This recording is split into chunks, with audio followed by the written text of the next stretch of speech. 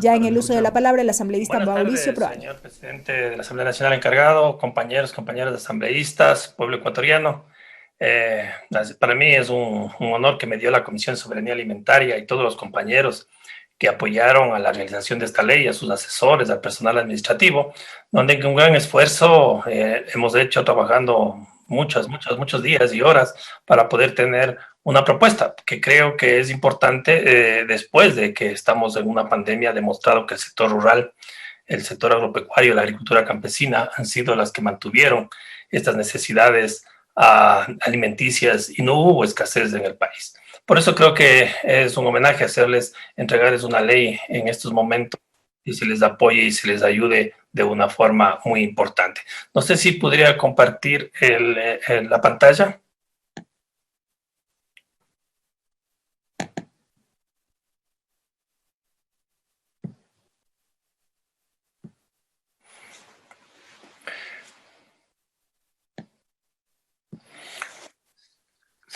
Si se puede ver la presentación, por favor. La vemos, asambleísta. Sí, bueno, entonces quería, después de saludar y el apoyo que se ha dado de parte de la comisión, quiero presentar, ¿no? Es la propuesta, es el primer debate de la Ley Orgánica para el Desarrollo Sustentable del Sector Agropecuario. Primero, quería indicar el tema, ¿por qué? ¿Por qué una ley? ¿Por qué es necesaria una ley de este tipo? Creo que uno de los temas importantes que tiene que resolver el país y no se ha resuelto de muchos y muchos años es el reducir totalmente, no se será posible todo, pero por lo menos el gran porcentaje de la pobreza y la pobreza extrema. Cuando uno revisa la pobreza nacional, disminuyó desde 2007 de 36.7% hasta el 2016 en 22.9%. Luego se ve que se incrementa hasta el 2019 25%. Eso a nivel de todo el país.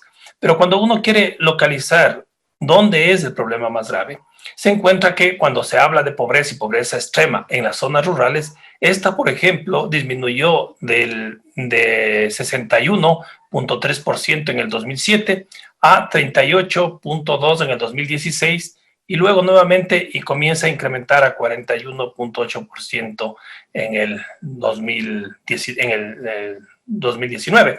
Esto quiere decir que siempre cuando revisamos pobreza, siempre los que tienen mayores problemas son las zonas rurales.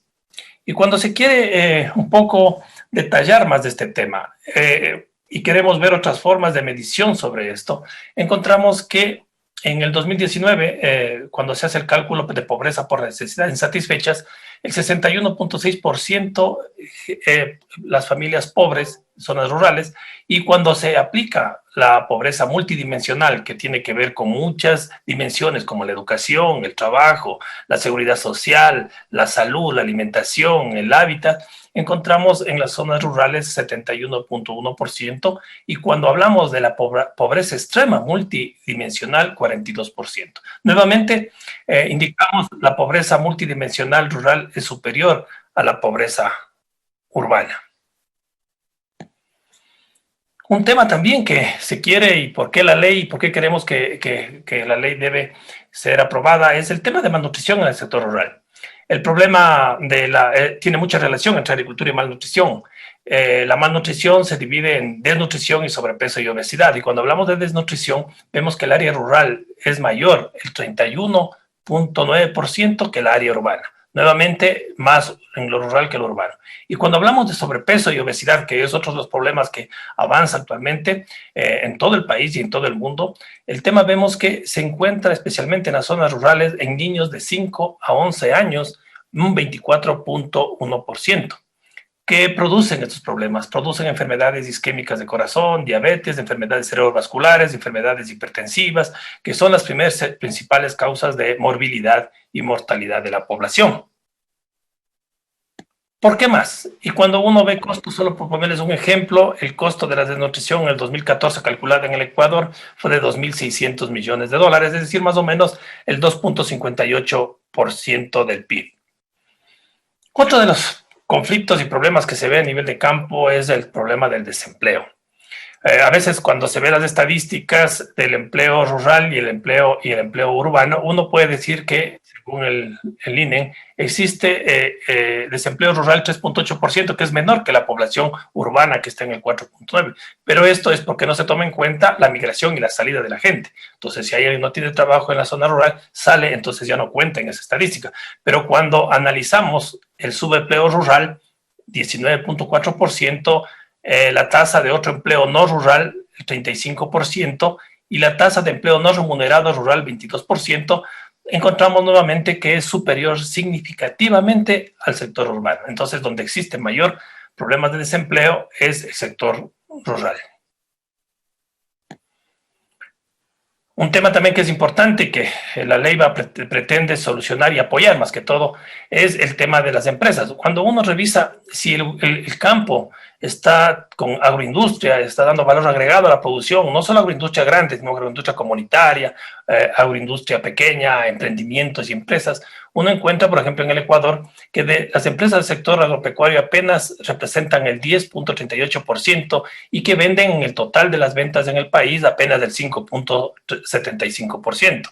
Y estas, cuando uno revisa, también se encuentra que la mayor parte de estas empresas se concentran en 5 provincias de las más grandes del Ecuador, quedando las demás provincias sin una presencia de lo que son el sector empresarial, que es el que da valor agregado a la producción agropecuaria. Estas 5 provincias representan totalmente, están en estas provincias, está el 62.58% de las empresas, y que en ventas, solo en estas 5 empresas representan el 88.71%. Por eso, cuando uno revisa estos temas, encuentra que son las provincias donde toda la producción primaria sale del campo. Aquí se procesan, pero aquí se queda el valor agregado, aquí se queda el valor, se queda lo que son impuestos, se queda todo lo que es generación de empleo, se queda todo lo que es la activación del transporte. Entonces, es uno de los temas importantes a tomar en cuenta para la propuesta que hemos hecho de la ley. Uno de los temas también que es sumamente importante, que no se ha tomado en cuenta en las legislaciones, es que entender que en las zonas rurales no solamente existen actividades agrícolas, sino también existen actividades no agrícolas que están dentro de la zona rural. Y en este estudio que se realizó aquí en el país y que se publicó en CEPAL, se habla que el sector rural entre el 31 y 36% es autoempleo no agrícola y empleo asalariado no agrícola. Es decir, de todos los empleos que existen en las zonas rurales, del 31 al 36% son empleos no agrícolas. Los ingresos, eso es importante también conocer, los ingresos de los hogares dependen no solamente de la parte agrícola, depende del autoempleo no agrícola y empleo asalariado no agrícola entre el 31 y el 44%. Entonces, eso nos dice claramente, entonces, si no impulsamos el empleo agrícola y no agrícola en las zonas rurales, no podemos encontrar lo que es el desarrollo. Un problema que todo el mundo habla en toda la información internacional, se encuentra el problema de la emigración de los jóvenes. Y cuando vemos en el Ecuador la emigración del campo a la ciudad en el Ecuador es muy alta, ¿no? Es superior al 4% y especialmente en la edad de 15 a 24 años, especialmente de mujeres jóvenes. Asimismo, cuando se hace el estudio, se hizo el estudio de América Latina, se encuentra que los jóvenes rurales de 15 a 24 años que no tienen un trabajo remunerado y no estudian, en su mayor porcentaje son mujeres y superan el 30%. Es por eso que la ley tiene también que impulsar el tema de empleo y oportunidades a los jóvenes en las zonas rurales y especialmente a mujeres. Y lo otro que es una preocupación de todos nosotros es la reducción de la superficie de labor agropecuaria versus el crecimiento de la población. Uno puede ver en los gráficos del crecimiento. En el año 1960 la población en Ecuador fue de 4.5 millones de habitantes y para el 2050 seremos 23 millones. Por el contrario, la superficie de la tierra de labor agropecuaria va disminuyendo. Solo en el 2017 y 2019 ya se comienza a observar disminuciones en la superficie. Especialmente, como ejemplo, podemos decir que son los cambios en el uso para vivienda, construcciones y todo este tipo de actividades que lo que hacen es reducir la superficie agrícolas, y se da en muchas partes y municipios que se reducen especialmente en el sector donde las tierras son buenas para agricultura. Entonces, ¿cómo resolver esto? Más personas necesitan más consumo de alimentos, pero cada año existe menos tierra para producirlos. Respuesta, mejorar la productividad por hectárea. Ya no abrir producción total y agrandar espacios de tierra porque ya no existe en el país. Lo que se tiene que es mejorar la productividad, y que eso también enfoca la ley.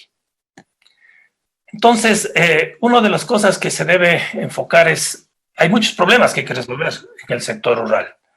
Uno es el tema de la baja productividad y calidad de la producción, que hoy en el mundo no solamente es cuestión de producir, también la gente ya tiene un nivel de comprar por calidad, y eso necesitamos investigación y más. Hay reducida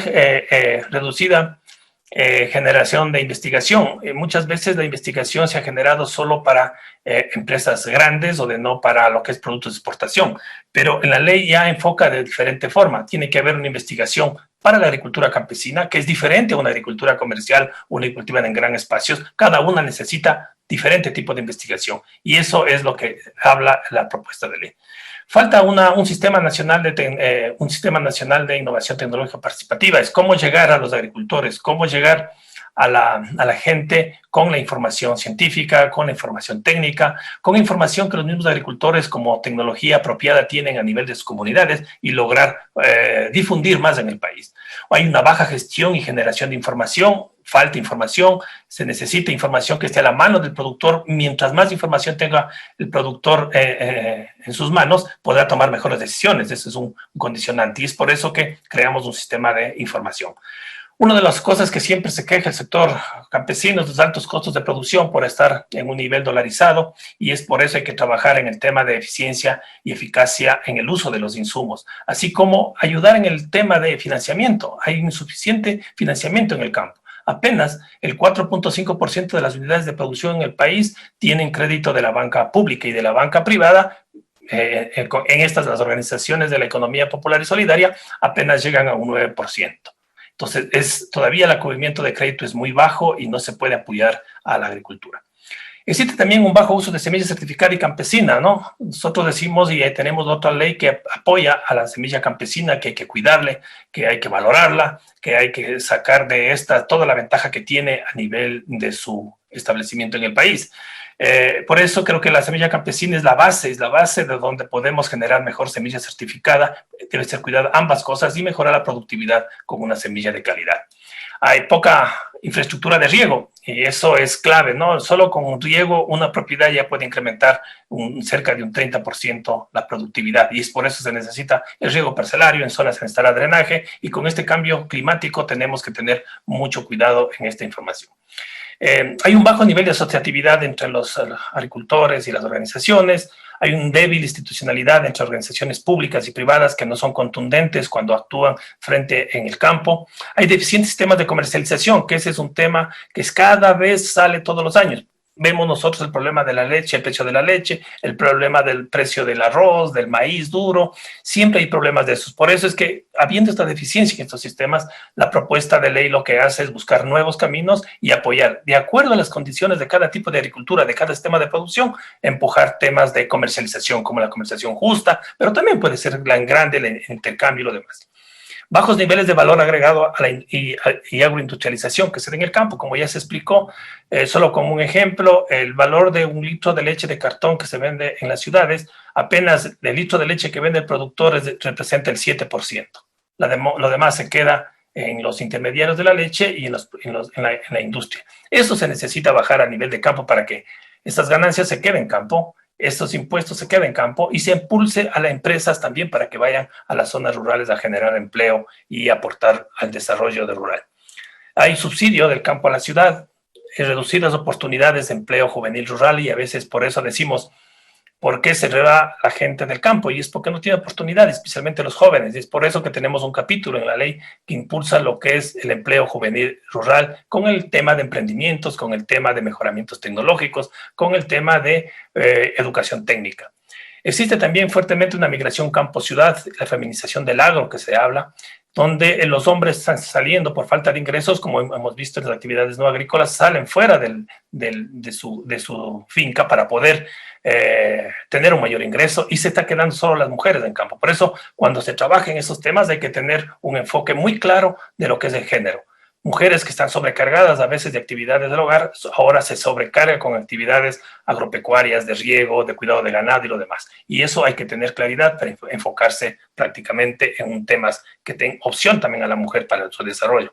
Hay pocos espacios de participación ciudadana, y la ley armamos que sea un espacio grande a nivel nacional donde participen los productores, que son los actores principales, con las autoridades, gobiernos locales, para que puedan tomar unas mejores decisiones y hacer un plan agrario nacional participativo.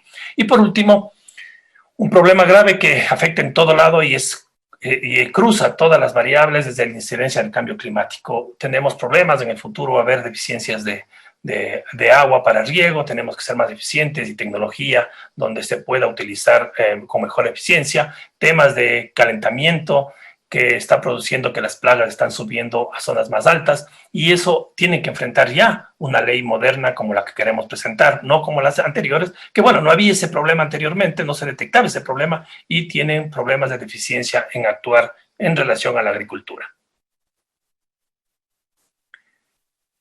¿Por qué la ley? La ley entonces quiere tratar de apoyar y resolver estos problemas, y cumpliendo con lo que dice la Constitución. La Constitución es muy clara y dice incentivar la producción nacional, la productividad y competitividad sistémica, la inserción estratégica en la economía mundial y las actividades productivas complementarias en la integración nacional. Asimismo, asegurar la soberanía alimentaria, lograr un desarrollo equilibrado del territorio nacional e impulsar un consumo social y ambientalmente responsable. Por eso es que, complementando con la problemática nacional, con el problemático del sector agropecuario, la ley tiene un objetivo. El objetivo es establecer un régimen jurídico para el desarrollo del sector agropecuario, propiciando la integralidad y sustentabilidad en el territorio nacional de la cadena agroproductiva, que incluye desde la producción, la agregación de valor, la agroindustrialización, la comercialización, la investigación, protegiendo la salud humana, que es un principio básico que se tiene ya, la naturaleza, y garantizando el pleno ejercicio del derecho al buen vivir, en especial la seguridad y soberanía alimentaria. La ley da atención especial a la agricultura familiar campesina y se legisla considerando los diferentes sistemas de producción y diferentes agroecosistemas. Un problema grave que se ha tenido en la política pública del sector agropecuario es que se generan políticas homogéneas para diferentes tipos de sistemas de producción. No es lo mismo un apoyo para comercialización que sea internacionalmente con productos como banano, como palma africana. Otra cosa es el apoyo a la agricultura campesina, que es la que nos da alimentación en las casas y la que trae alimentación para nuestras familias. Entonces tiene que tener esta diferencia. En la ley tenemos un impulso fuerte, y con los compañeros que han presentado diferentes leyes en la Asamblea Nacional se ha integrado, y hoy tenemos un capítulo importantísimo de la agricultura familiar campesina, que en el país representan más de 550,000 unidades de producción. El total son 820,000, cerca de 800,000 unidades de producción, y su mayoría son pequeñas agricultura campesina. En esta ley se ha integrado un conjunto de 179 artículos, de aproximadamente 8 disposiciones generales, 12 disposiciones transitorias, 3 disposiciones derogatorias y una disposición final.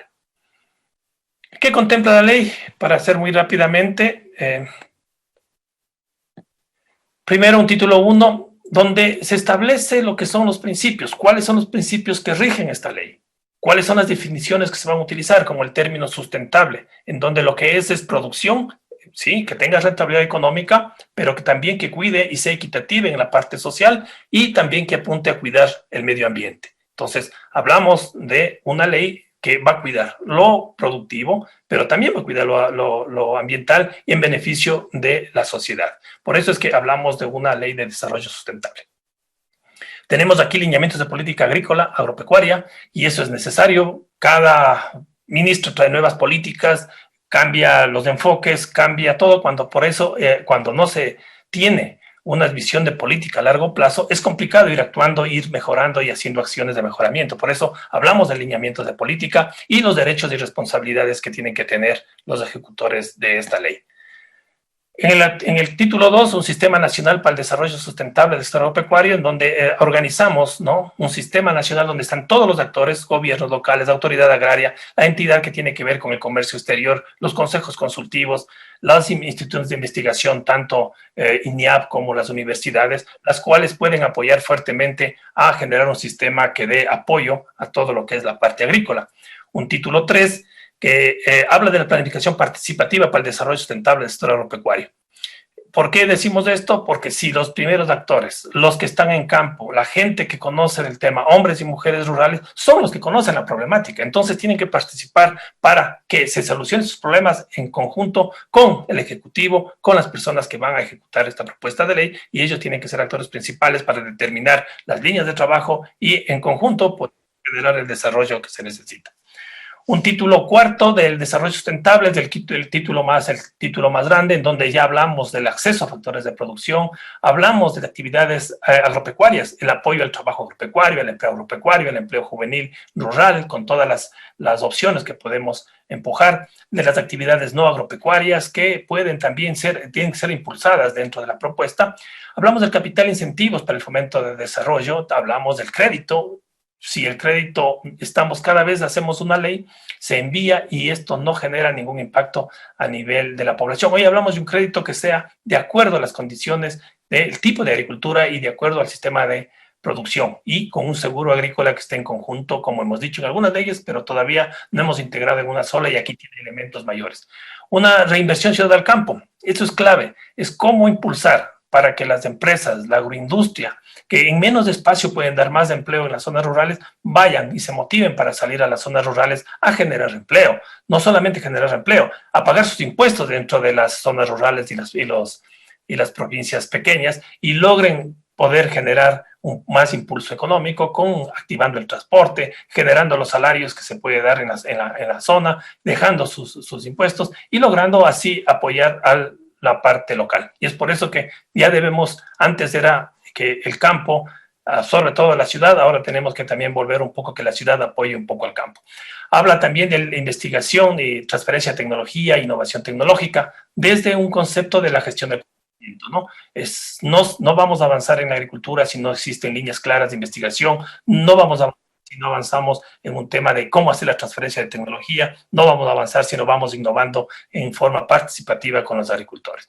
Se habla también de un Fondo Nacional de Investigación, un programa de innovación tecnológica para poder trabajar a nivel de territorio, participación de personas, cómo participarán las personas naturales, las jurídicas del sector, las organizaciones agropecuarias, y todo un capítulo que habla acerca de la comercialización, que es clave en el desarrollo agropecuario. Luego un título quinto de normas específicas para el fomento y desarrollo del sector agropecuario. Hablamos de un plan nacional de reconversión agrícola, de volver a las zonas donde había cómo trabajar, un desarrollo agropecuario y apícola. Aquí incluimos ya lo que es el desarrollo agropecuario, que no solamente tiene que ser agrícola. Hablamos también en toda la ley del apoyo agropecuario, agrícola y pecuario. Aquí vemos también el apoyar, cómo impulsar la parte ganadera y también la apícola.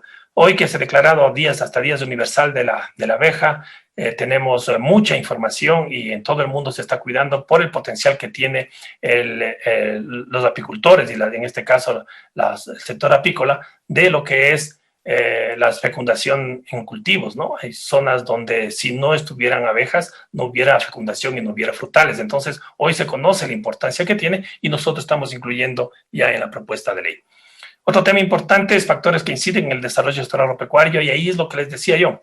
Ya tenemos normas y vamos a poner la norma en la ley sobre lo que es adaptación y mitigación al cambio climático que se necesita hacer en el sector agropecuario. Generamos las políticas que están en la ley de adaptación y mitigación al cambio climático, y un capítulo también que tiene que ver con pérdidas y desperdicios de alimentos. Y por último, un título séptimo ya viene de los procesos administrativos, donde también hablamos de infracciones, de sanciones y responsabilidades de las personas que están dentro del ámbito de esta propuesta de ley.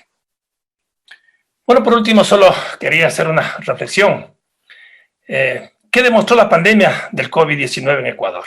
Primero, que los hombres y mujeres agricultores son los héroes y heroínas que mantuvieron la disponibilidad de alimentos en los hogares ecuatorianos. que la agricultura familiar campesina participó en una forma muy activa en el intercambio de alimentos con las diferentes regiones del país, demostrando que son los principales actores de la soberanía y seguridad alimentaria. Por todo esto, es deber de la Asamblea Nacional del Ecuador entregar un instrumento legal para el apoyo al sector rural, en agradecimiento y justicia por haber permanecido en la primera línea del abastecimiento de alimentos y evitando que ningún hogar ecuatoriano pase hambre. Muchas gracias. Espero que todos los aportes que se entreguen para esta ley se hagan con el único objetivo de impulsar, apoyar y dar gracias a todos los agricultores del país que en esta pandemia han sido los verdaderos héroes que nos mantuvieron con alimentos y no hubo escasez en el país porque ellos alimentaron a todas nuestras familias ecuatorianas. Y creo que es justicia, como dije anteriormente, darles una propuesta de ley y una normativa para que les apoye y puedan avanzar y reducir esos índices de pobreza y que tenemos a nivel de las zonas rurales. Muchas gracias. A usted, asambleísta Proaño. Vamos a abrir el debate de este importante